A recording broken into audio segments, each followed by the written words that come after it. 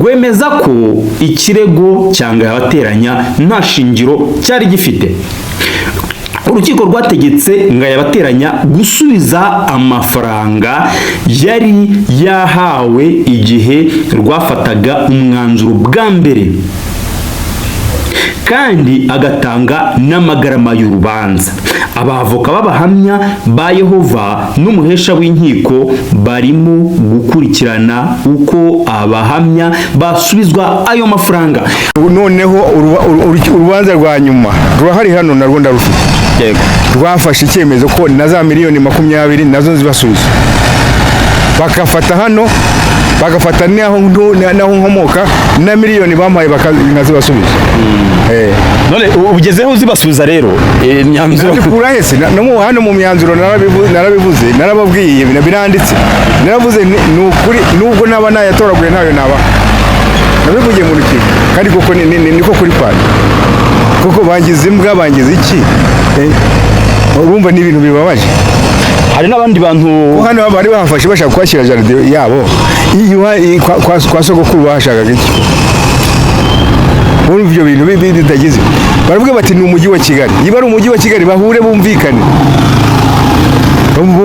babaza uko byagenze. Ariko ubwo ugerageje gutunga agatoki uruganda rwayo rwaruherereye hehe?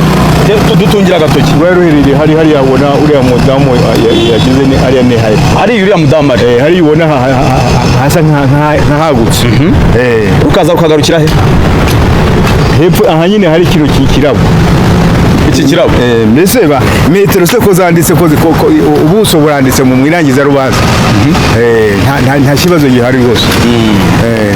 Ikintu gishobora kuzagorana banyarwandakazi mukurikira ibiganiro byacu kuri Bagiruwubusa official, bizasobanuka bite uburyo Ngayabateranya avuga ati bangeretseho jenoside baramfunga, nyuma yo kumfunga bansenyera imitungo ndahari.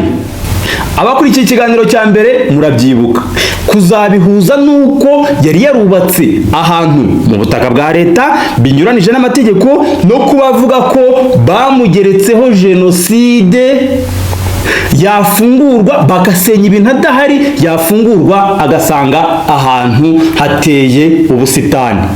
Amakuru mfite yizewe nuko hari inzego ziri kubikurikirana, birumvikana ko hari ikizavamo.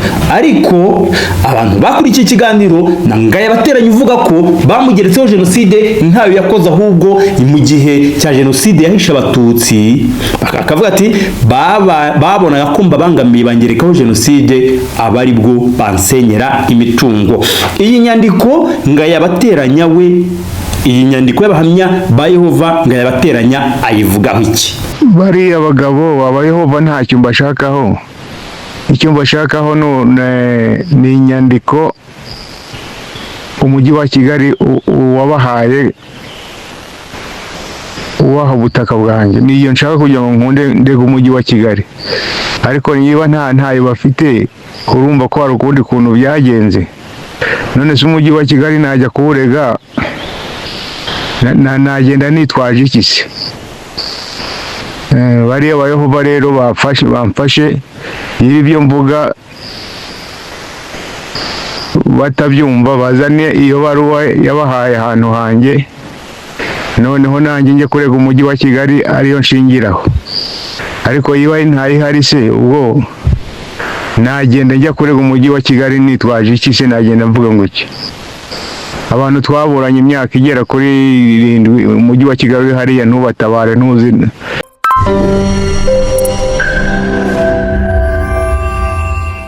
Resistance ku buriri, igisubizo cy'umugabo wese, inseko nziza y'umugore, icyifuzo cya buri mugabo wese akaba n'icyubahiro cye.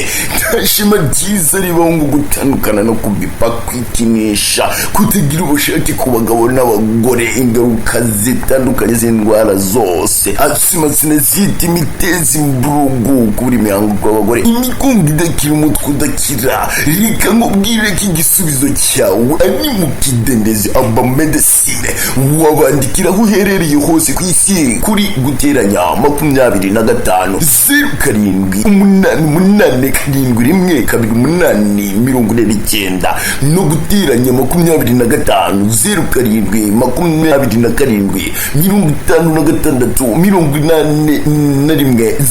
07 dukorana na DHL wadusanga hano Nyabugogo ku Kidendezi. Aba Medecine ugatandukana n'imyuka bibi n'ibindi bibazo byose bigiye bitandukanye. Bakunze ibiganiro byacu kuri Bagirusa official cyangwa IB official, ndabaramukije ndaje ngo tuganire kuri cya ikibazo mwenshi, ikibazo mwatanzeho ibitekerezo, ikibazo mwafashe nk'ikibazo cy'ingutu hagati ya Bwana Abdulkarim Ngayabateranya n'abahamya ba Yehova, hakazamo n'umujyi wa Kigali, nubwo mu rwego rw'amategeko umujyi wa Kigali ntaho ugaragara.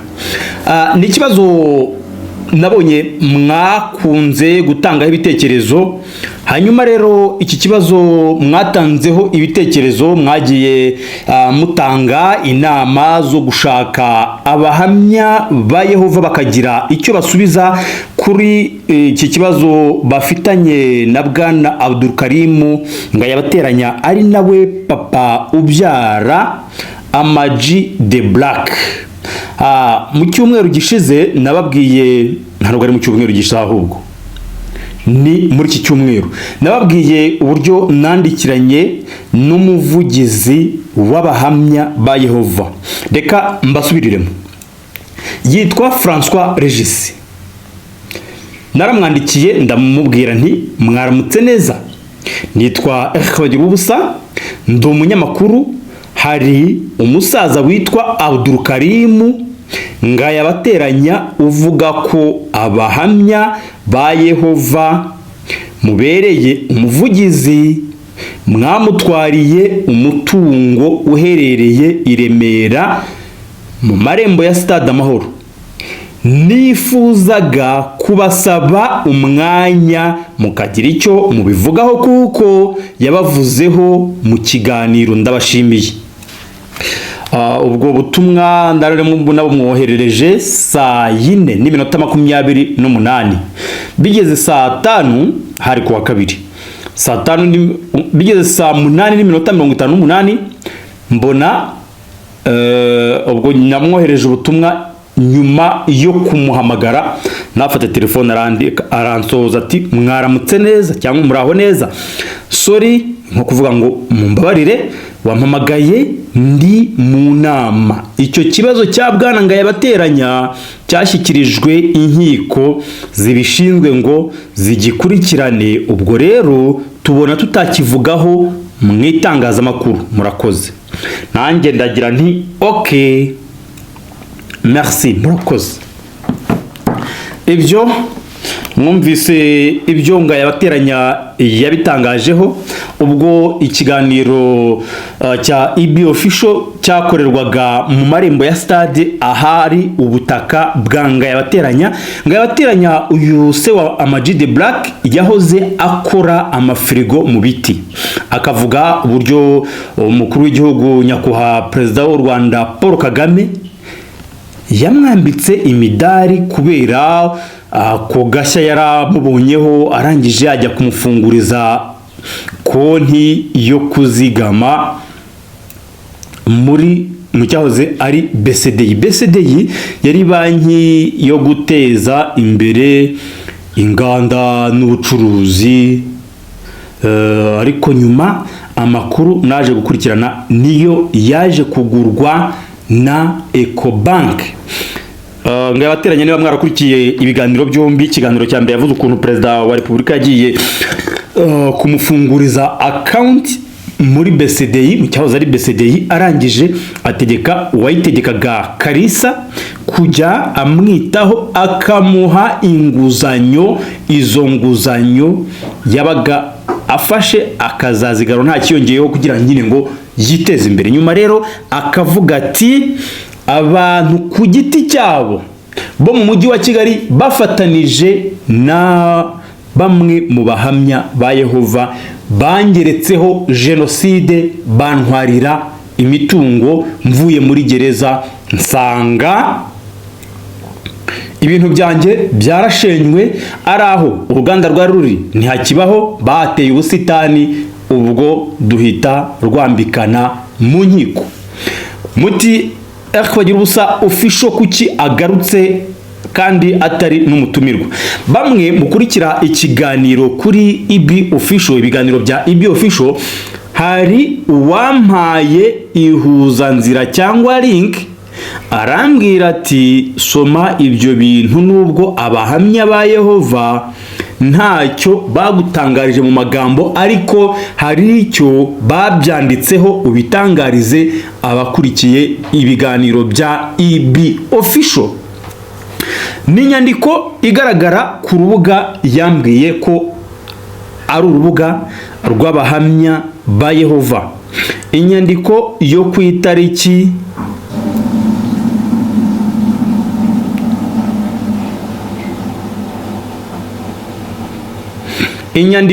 ku itariki esheshatu z'ukwezi kwa gatanu 2016 iragira iti amategeko arakurikizwa mu Rwanda. Ayo nyandiko iri ku rubuga rw'abahamya ba Yehova. Urwego rw'umuvunyi rwo mu Rwanda hamwe n'abacamanza barangwa n'ubushishozi, baherutse kurenganura abahamya ba Yehova mu rubanza bari bamaze igihe kirekire baburana. Mbere yaho urukiko rw'ikirenga rwari rwemeje ko abahamya batsinzwe kandi rubategeka kwishyura indishyi z'akababaro ba nyirinzu umujyi wa Kigali wategetse ko isenywa. Ndasoma buri kimwe aba bahamya banditse. Icyakora urwego rw'umuvunyi rwabonye ko ako ari akarengane, rutegeka urukiko rw'ikirenga gusubiramo imyanzuro rwari rwafashe. Ubwo icyo nicyo banditse. Barakomeza bati abayobozi b'umujyi wa Kigali batanga itegeko ryo gusenya utujagari. Iyo niyo nyandiko ikomeza. Bakagira bati mu mwaka w'2006 ubuyobozi bw'umujyi wa Kigali bwatangije gahunda yo gusukura umujyi, butegeka abawutuye gusenya za kioske zubatse ku butaka bwa leta. Iryo tegeko ryasabaga abaturage gutunganya no kwita ku isuku y'ahantu rusange hakikije amazu yabo. Mukurikira neza mwe mukurikira ibiganiro bya IB official. Nanone iryo tegeko ryasabaga ko amazu yubatswe mu buryo bunyuranije n'amategeko asenywa. Iyi nzu ngayabateranya aburana n'umujyi wa Kigali, ngoro umujyi wa Kigali n'abahamya ba Yehova yari iri hagati y'abahamya ba Yehova ndetse n'ahari urwego rw'igihugu rw'imiyoborere RGB.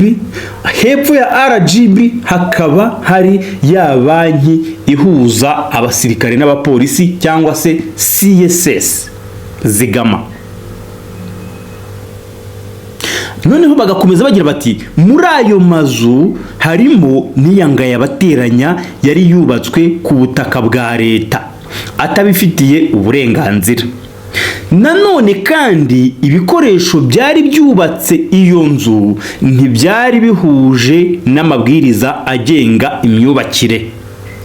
Ubwo igihe cy'iminsi 21 cyo kubahiriza ibivugwa muri iryo tegeko cyarangiraga, nta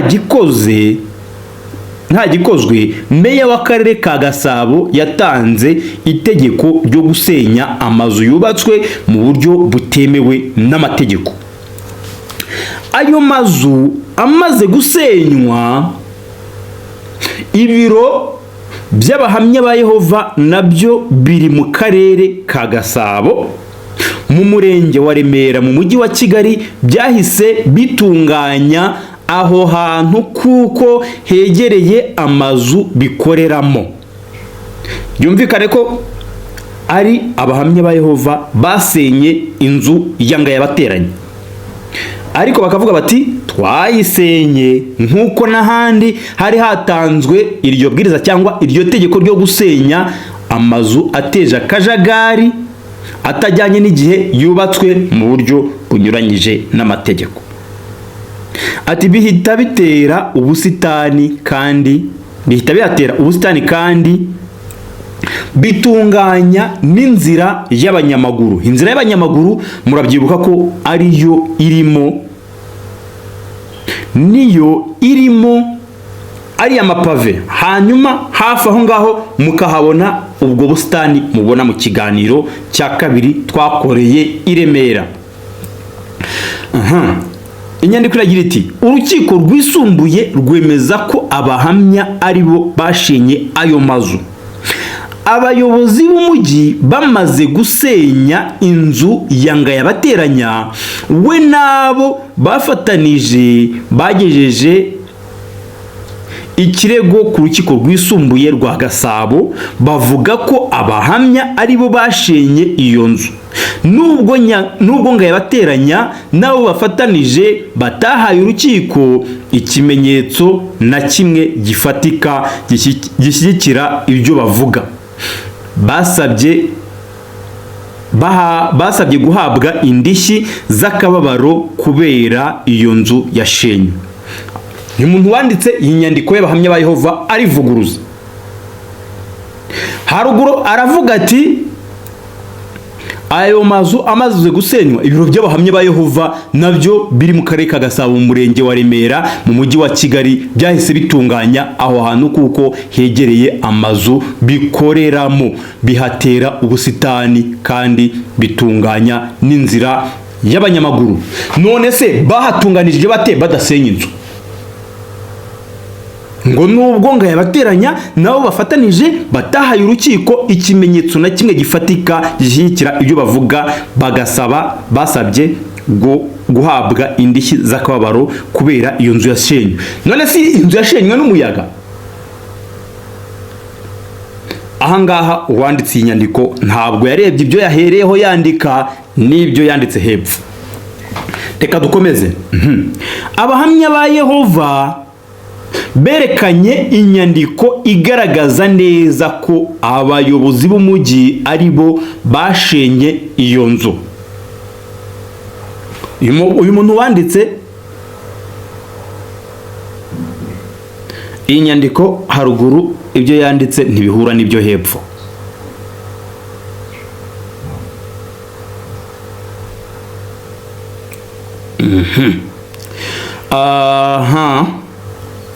Ubwo iyi nyandiko tuvuga ko bayifite, nyamara urukiko rwisumbuye rwirengagije iyo nyandiko ruvuga ko abahamya batsinzwe.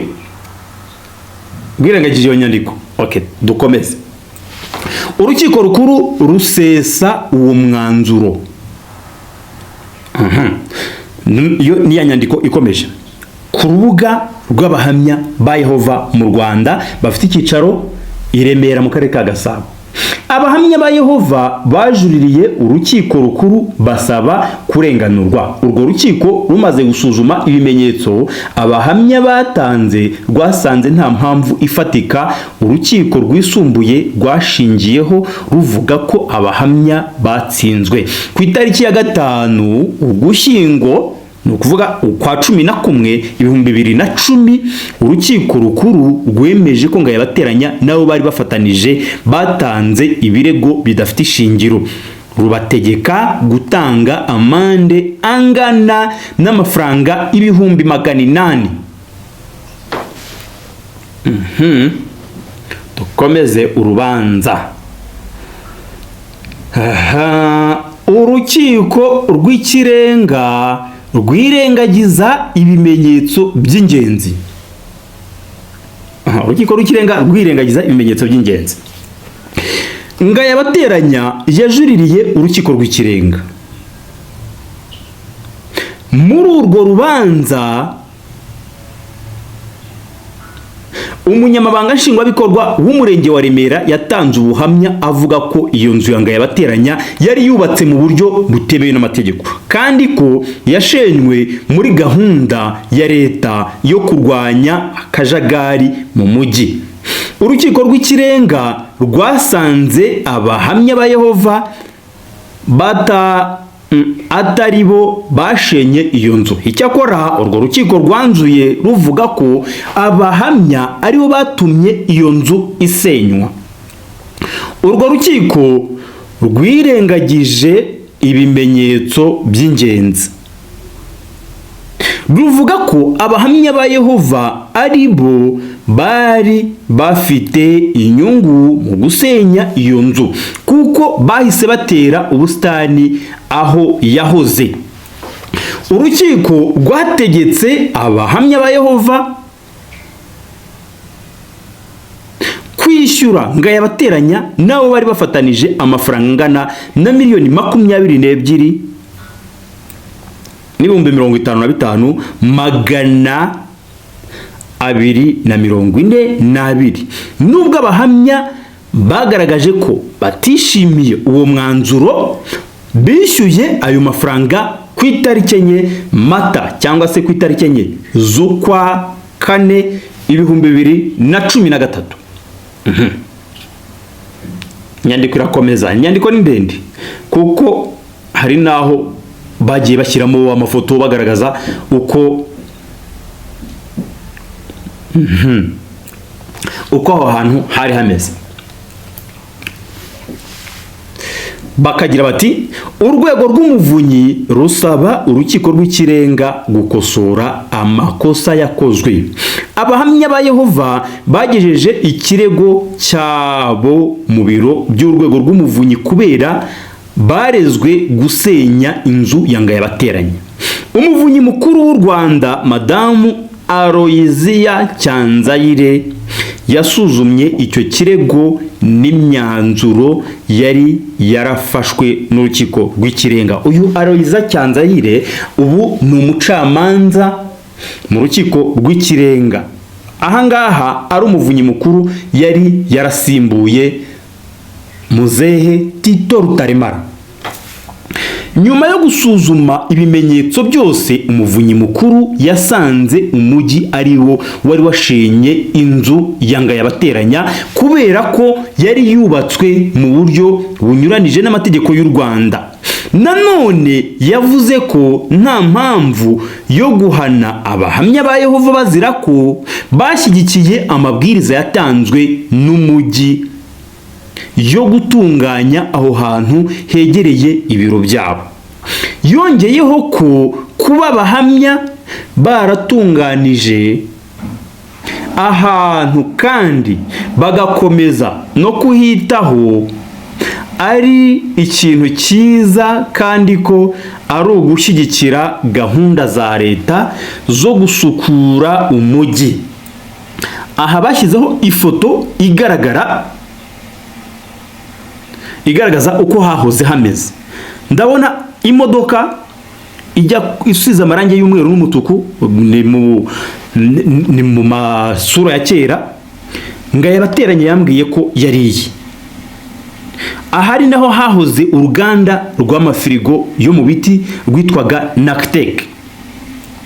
Rwari urwo Ngayabateranya. Bakavuga bati uko hari hameze mbere y'uko umujyi wa Kigali usaba ko hasenywa nuko hameze ubu.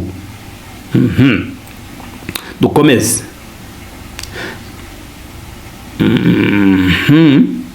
Ku itariki ya 4 Ukuboza, ni ukuvuga kwa 12/2013, umuvunyi mukuru yasabye ko urukiko rw'ikirenga rwongera gusuzuma imikirize y'urwo rubanza. Abahamya ba Yehova batsinzwe.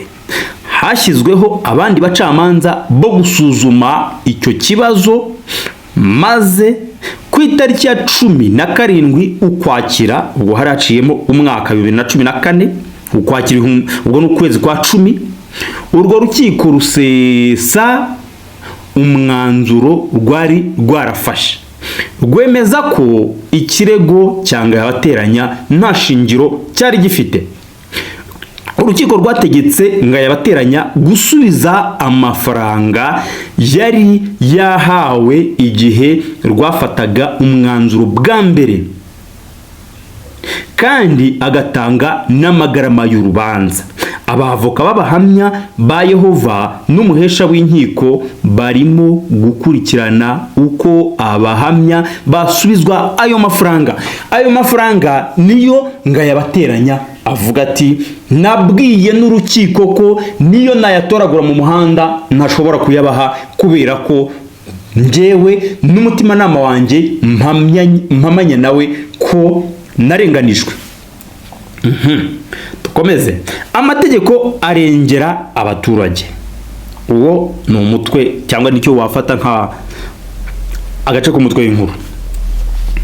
Abahamya ba Yehova barashimira cyane urwego rw'umuvunyi ruyobowe na Madamu Cyanzayire. Ubwo nicyo gihe yari ayoboye urwo rwego rw'umuvunyi, kandi barashimira n'urukiko rw'ikirenga rwemeye gusubiramo urwo rubanza. Nta gushidikanya ko abaturage bose bakurikiza amategeko bishimira ukuntu leta y'u Rwanda ikurikiza amategeko kandi ikarwanya akarengane. Dukomeze. Ibiro by'umuvunyi mukuru mu Rwanda nayo bayishyizeho mu mwaka w'ibihumbi 2003 nibwo urwego rwashyizeho ibiro by'urwego nibwo u Rwanda rwashyizeho ibiro by'umuvunyi mukuru. Urwo rwego rusuzuma ibibazo by'akarengane abaturage barugezaho baba barakorewe n'inzego za leta cyangwa izigenga, kubera ko urwo rwego rwigenga rureba niba abaturage barugezaho, niba ibibazo abaturage barugezaho bifite ishingiro, maze rugasaba ko uwarenganye arenganurwa. Mu Rwanda urwo rwego rushobora no gukora iperereza ku manza zaciwe nabi. Icyo gihe urwo rwego rushobora no gusaba urukiko rw'ikirenga gusubiramo imanza rwaciye. Umuntu aba agomba kubanza kwiyambaza inzego zose z'ubutabera akabona kugeza ikibazo cye ku rwego rw'umuvunyi. Aha basobanuraga imikorere y'urwego rw'umuvunyi. Bakunzi b'ibiganiro bya IB Official, munyemerere mbagezeho uko urukiko rw'ikirenga rwaciye urubanza rwa Ngayabateranya n'abahamya ba Yehova mu bihe bitandukanye. Reka mbazanire ibi bimenyetso kuko nabyo ndabifite.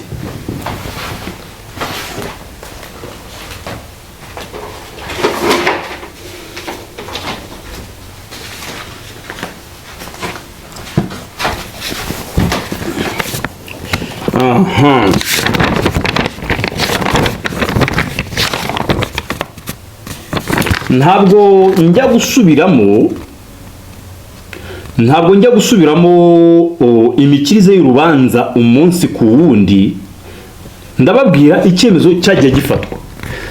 Urukiko rw'ikirenga ruburanisha imanza z'imbonezamubano ruciye mu ruhame urubanza RCAA nimero 012/8/11 CS ni ukuvuga Cour Supreme kuwa 8 z'ukwa gatatu 2013 mu buryo bukurikira. Uru ni urubanza rwa mbere mu rukiko rw'ikirenga. Reka tujye ku cyemezo. Icyemezo cy'urukiko rwemeje ko ubujurire bwa Ngayabateranya Abdul Karim bufite ishingiro kuri bimwe. Rwemeje ko ubujurire bwa Organisation religieuse des témoins de Jéhovah ni babahamya ba Yehova bubwuririyeho bugamije gusaba indishyi nta shingiro bufite. Mumbabarire.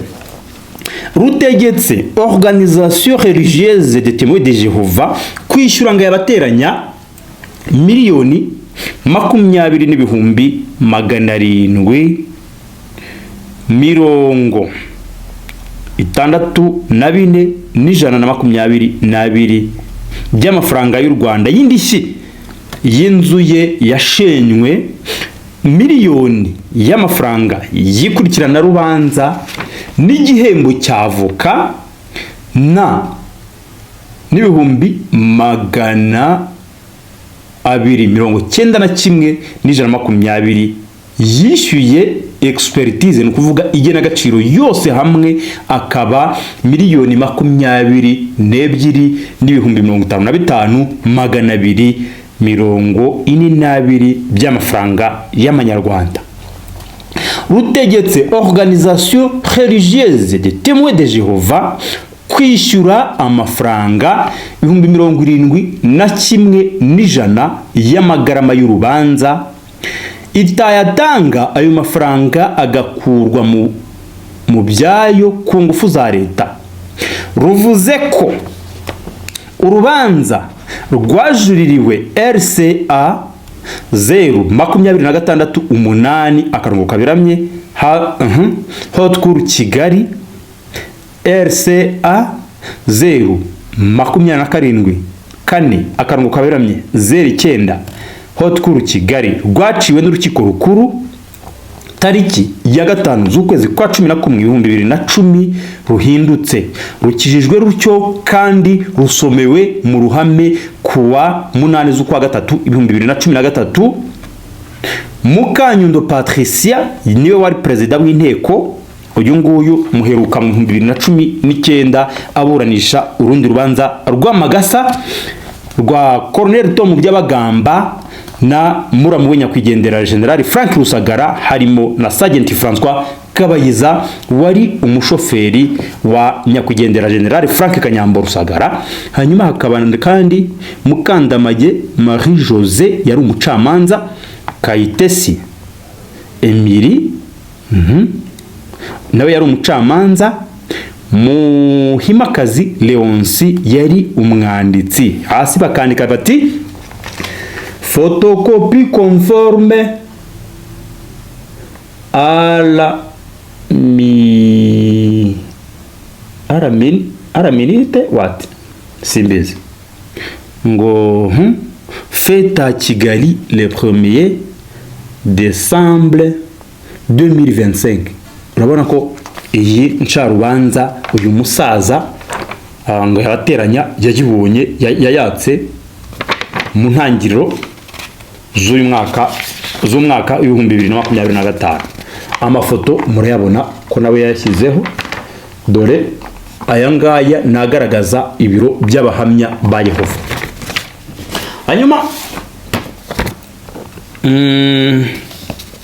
kindi cyemezo, urubanza numero RS Reve Injust ngo ni rwa karengane comme 007/14 Cour Supreme, urupapuro rwa mbere. Urukiko rw'ikirenga ruri Kigali ruhaburanishiriza imanza zijyanye no gusubirishamo urubanza ku mpamvu z'akarengane rukijije mu ruhame none kuwa 17 z'ukwa 10/2014. ubwo n'umwaka nyuma yuko yabateranya atsinze urubanza RS karongo kaberamye Reve Injust kaborongo kaberamye comme 0007 akarongo kaberamye 14 Cour Supreme mu buryo bukurikira. Nabwo ndasoma icyemezo.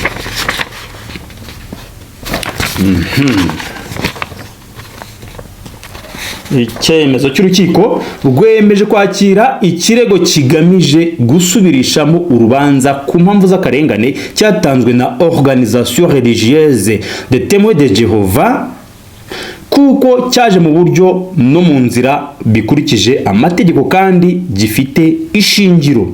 Rwemeje ko urubanza RCA 0/128 akarongo kaberamye 11 Cour Supreme rwaciwe n'urukiko rw'ikirenga kuwa 8 z'ukwa gatatu 2013 ruvanyweho, rutegetse Ngayabateranya Abdul Karim gusubiza Organisation Religieuse des Témoins de Jéhovah amafaranga miliyoni 22,55 na 242 Organisation des Témoins de Jéhovah yari yarategetswe kumuha mu rubanza numero RCAAA 0128 akarongo kaberamye 11 kuri Supreme, akongeraho 800 by'amafaranga yikurikirana rubanza n'igihembo cy'avoka. Rutegetse Ngayabateranya Abdul Karim gutanga amafaranga y'urukiko, amagarama y'urukiko, gutanga amagarama y'urukiko. Nuko rukijijwe n'urukiko rw'ikirenga none kuwa 17 z'ukwezi kwa 10 2014.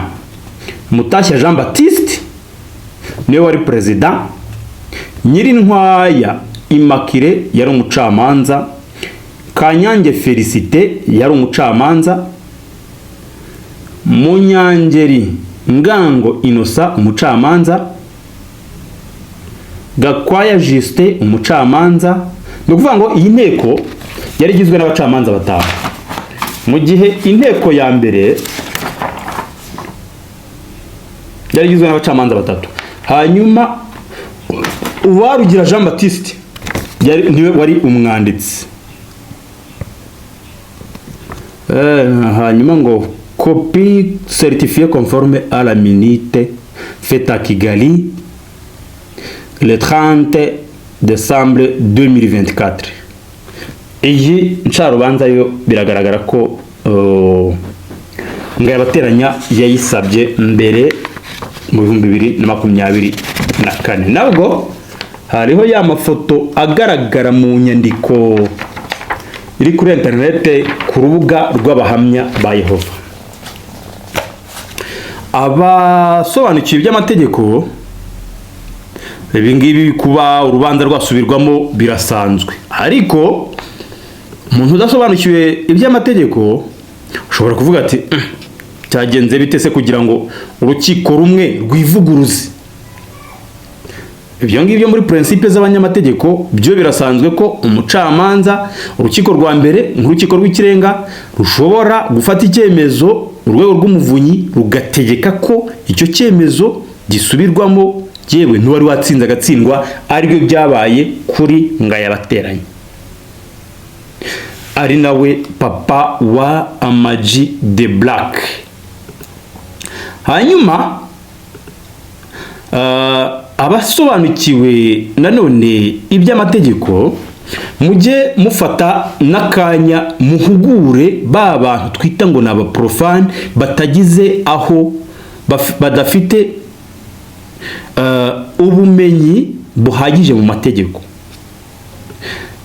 Urebye nk'urugero, nabaha nk'urugero, ndibuka urubanza umucamanza umwe mu rukiko rw'ikirenga nako mu rukiko rukuru yafashe icyemezo gifunga umuntu ubuzima bwe bwose. Urukiko yajuririye bamukatira imyaka 9. Hariya uretse kuvuga ngo umucamanza ntiyibeshya, iriya burundu buriya we. Ababisobanukiye mujye mutubwira, iriya burundu ni gute umucamanza wa mbere afata burundu undi akaza afata imyaka 9?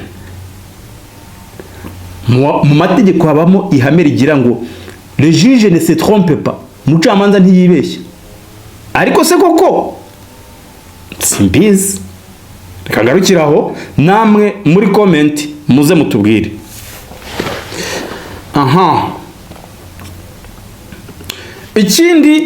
Ikintu gishobora kuzagorana banyarwandakazi mukurikira ibiganiro byacu kuri Bagiruwubusa official,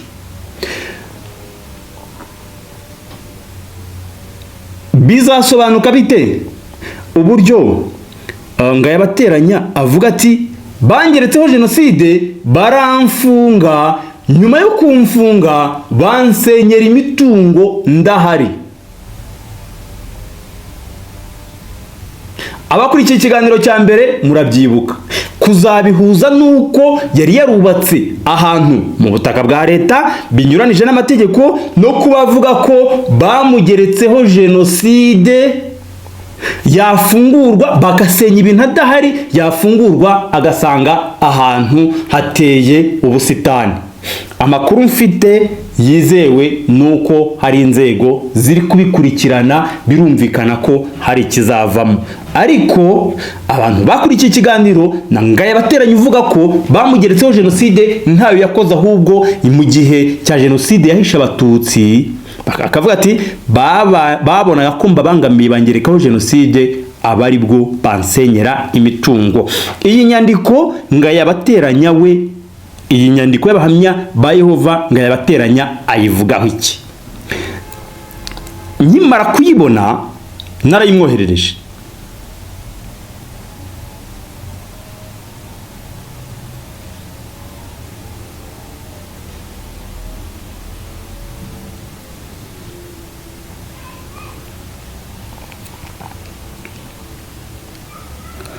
narayimwoherereje Ngayabateranya yayivuze biki? Nabe ko yanditse ibintu birebera. Yaragize ati, nabibonye ariko ni hahandi akarengane kanjye karacyagaragara. Itegeko nshinga rivuga ko umutungo w'umuturage ari ntavogerwa, kandi urukiko rwemeje ko umutungo wanjye utagombaga kuvogerwa kandi nari nanawufitiye ibyangombwa. None iryo tegeko bavuga ryo gusenyera umuturage ngo afite inzu itari nziza ryasimbuye itegeko nshinga, ni itegeko bwoko ki? Kuvuga ko nari nubatse ku butaka bwa leta no kuba nubatse inzu idahuje n'umujyi wa Kigali, icyaha muri ibi bibiri icyo bashingiyeho ni ikihe? Kandi usibye n'ubutaka bavuga ko ari ubwa leta, nanjye nduwa leta.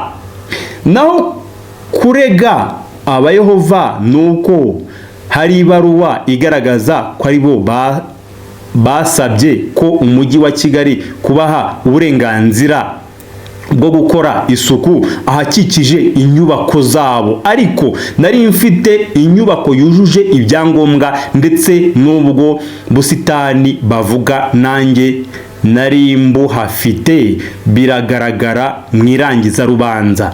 Nanone nkashingira ko umujyi wa Kigali wabashubije ubabwira ko batagomba kumbangamira, bubategeka kubaka ku nzira y'abanyamaguru ya metero ebyiri gusa. Nyuma ukuntu barenze bakagera aho nari nubatse, icyo ni ikibazo. Kuba barahasabye bakahimwa, hanyuma nafungurwa nkahabasanga, nta wundi nagombaga kurega utari uwo nasanze mu mutungo wanjye. Naho ayo mafoto bagaragaza harimo amanyanga, kuko nta nzu yanjye bagaragaje, bisobanura ko banze kuyifotora nkana. Kandi niyo bahakana ntibihakanira, ahubwo usanga baburanira umujyi wa Kigali. Nabyo bigaragaza ko bafite icyo bahisha. Njyewe icyo nifuza ni ukubona ikigaragaza uburenganzira bahawe n'umujyi wa Kigali wo gukora ibikorwa byabo mu mutungo wanjye. Nyuma umujyi wa Kigali nkabona uko nawubaza ibikurikiraho. Twaburanye igihe kirekire, umujyi wa Kigali wari uhari, ntacyo wigeze uvuga. Nabo urukiko rwabahamagaje, baje nk'abatangabuhamya, ariko nk'umujyi abavoka banasabye ko wagobokeshwa mu rubanza, urukiko rurabyanga. Muri hangana yagiye yandika rimwe na rimwe, ubanze ari typing era muri telefone, ndi kugenekereza, ariko biragaragara icyo yashatse kuvuga. Ibyo ari byo byose uko babikoze nibo babizi. Nanumvishe ko abayehova bamaze no kuhagurisha. Nasabaga ko hasuzumwa uburyo abayehova bateye ubusitani bwabo mu kibanza cyanjye, naho kuvugisha amagambo gusa ntibihagije, nihagaragare inyandiko ibemerera kuhakorera ibikorwa byabo, hanyuma njyewe nzakurikirana uwahabahaye. Abagabo bararimanganya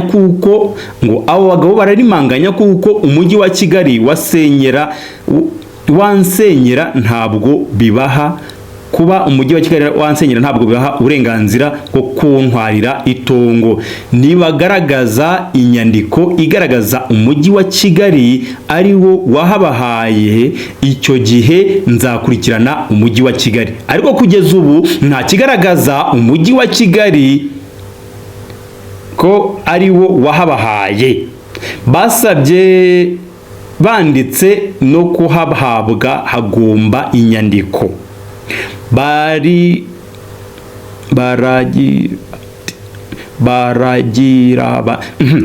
Baragira bati ubutaka bwa leta kandi hagaragara icyangombwa cy'uko umutungo ari uwanjye, kandi umutungo w'umuturage ntavogerwa. Barongera bati inzu yari yubakishije ibikoresho bitemewe, icyangombwa cyanditseho ko inzu yanjye yari yubakishije block sima n'ibyuma. Ibindi bikoresho bitari ibyo bikoreshwa mu mujyi wa Kigali ni ibihe? Niberekane uburyo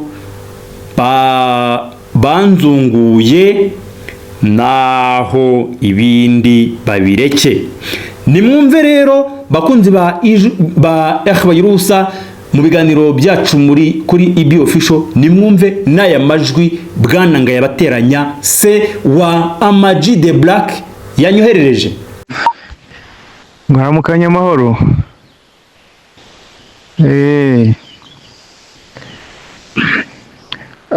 Bari abagabo abayehova ntacyo mbashakaho. Icyo mbashakaho ni inyandiko umujyi wa Kigali wabahaye, uwaha ubutaka bwanjye. Niyo nshaka kugira ngo nkunde ndega umujyi wa Kigali. Ariko niba ntayo bafite, urumva ko hari ukundi kuntu byagenze. None se umujyi wa Kigali najya kuwurega, nagenda nitwaje iki se? Bari abayehova rero bamfashe ibyo mvuga batabyumva, bazane iyo baruwa yabahaye ahantu hanjye, noneho nanjye njye kurega umujyi wa Kigali ariyo nshingiraho. Ariko yiba ntayihari se, ubwo nagenda njya kurega umujyi wa Kigali nitwaje iki se? Nagenda mvuga ngo iki? Abantu twaburanye imyaka igera kuri 7, umujyi wa Kigali hariya ntubatabare, ntuzi no kubavuganira, urumva najya kuwurega koko? Ndashaka ibaruwa babandikiye bagaragaza ko aribo umujyi wa Kigali ko ariwo wabahaye itongo ryanjye. Ubwo noneho nkabona uko njya kurega umujyi wa Kigali. Naho leta nibwo yansenyera, ntabwo abayehova bafite uburenganzira bwo kujya ku itongo ryanjye, ntabwo banzungura, ntacyo mpfana nabo. Icyo nshaka ni iyo baruwa gusa kugira ngo bivane mu kibago, bagaragare ko bahahawe koko. Ariko ibyo kuvuga ngo mu magambo gusa, none umujyi wa Kigali ukoresha amagambo cyangwa ukoresha inyandiko? Iyo nyandiko niyo ikenewe. Murakoze. Ubonye uko wababwira ko icyo nshaka ari iyo baruwa, nta kindi, kugira ngo mbone uko njya gukurikirana umujyi wa Kigali. Urakoze cyane. Gusa nanjye ndigiza nkananzi ko iyo baruwa ntayihari, ntayo rwose, ntayo koko. Ntabwo ari umujyi wa Kigali wahabahaye, n'abayobozi bo mu mujyi wa Kigali bumvikanye n'abo mu bayehova barabifandarika. Nta baruwa iri ofisiyeri ihari rwose, nta niyo bazabona. Naho rero inkiko kuba zaravuze ngo sibo baba basenye kandi aribo nahasanze,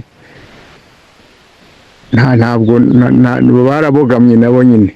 Bakabaye barababajije bahageze bate ibaruwa ihabaha ni iyihe?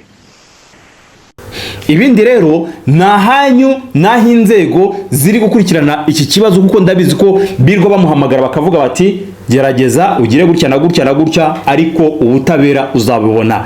Ngaho rero reka mbifurize gukomeza kugira impagarike n'ubugingo kuri uyu wa gatandatu tariki ya 24 z'ukwezi kwa mbere.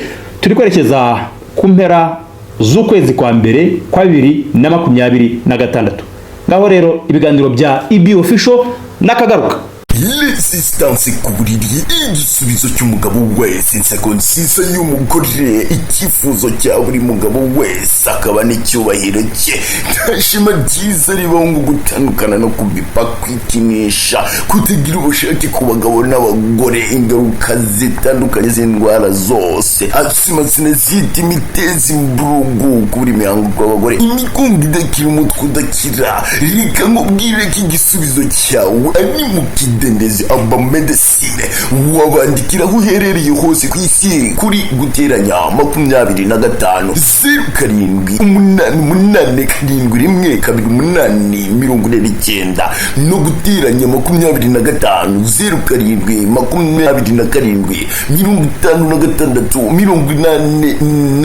0757 dukorana na DHL. Wadusanga hano Nyabugogo ku kidendezi aba medecine, ugatandukana n'imyuka bibi n'ibindi bibazo byose bigiye bitandukanye.